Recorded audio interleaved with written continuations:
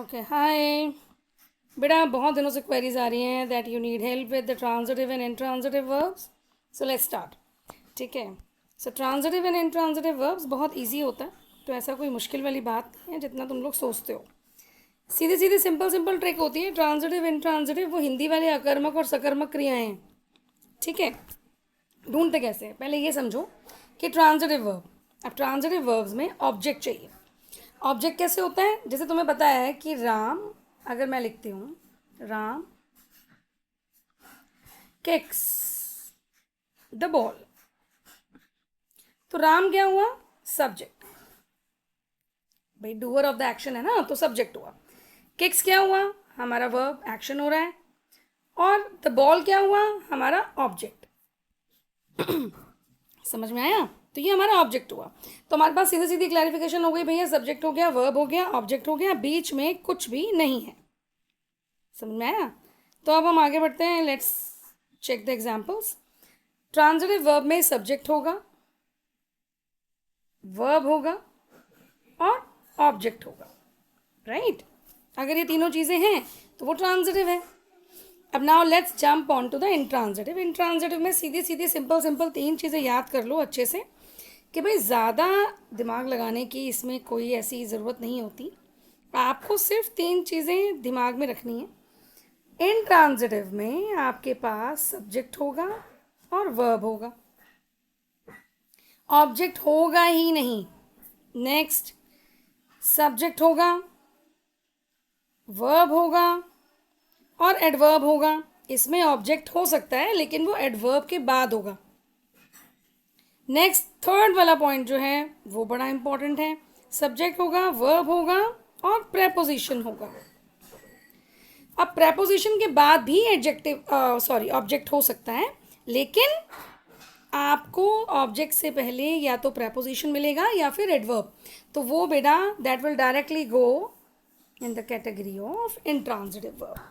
समझ में आ गई बात? तो ये बात आपने तीनों पॉइंट्स अपने दिमाग में रखने हैं. तो हमारे पास तीन पॉइंट्स क्या हुए इंट्रांजिटिव के लिए? बताओ. First, subject plus verb, no object.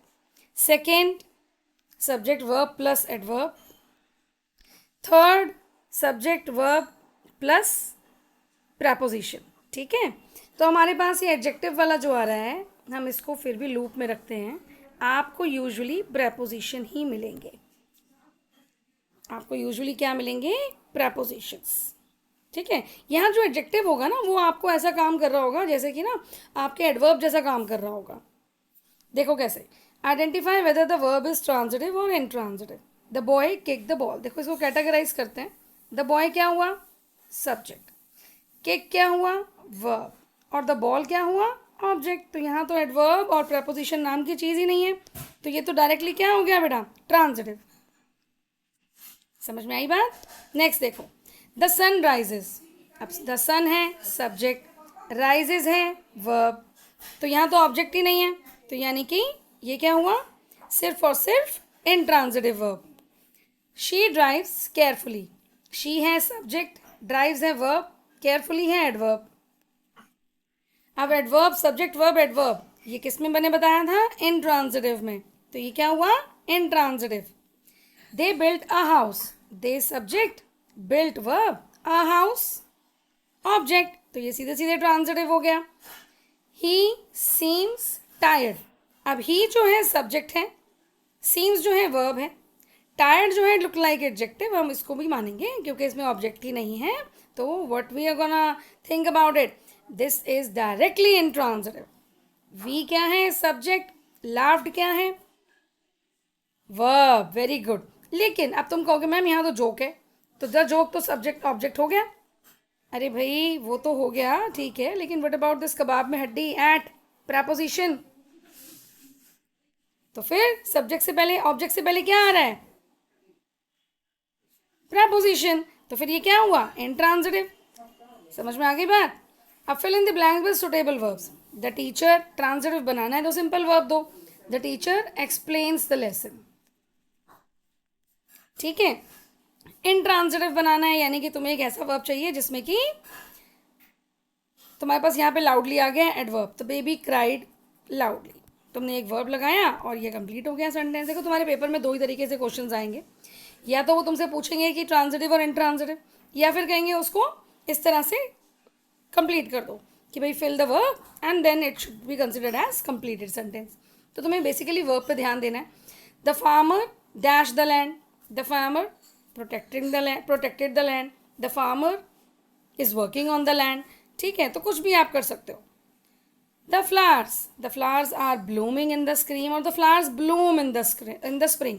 अब इन लगा हुआ है तो प्रेपोजिशन ही होगा ना, तो इन प्रेपोजिशन हो गया, यानी कि ये इंट्रांजिटिव हो गया। तो हमने क्या यहाँ पे वर्ड लगाया, द फ्लावर्स ब्लूम, हो गया।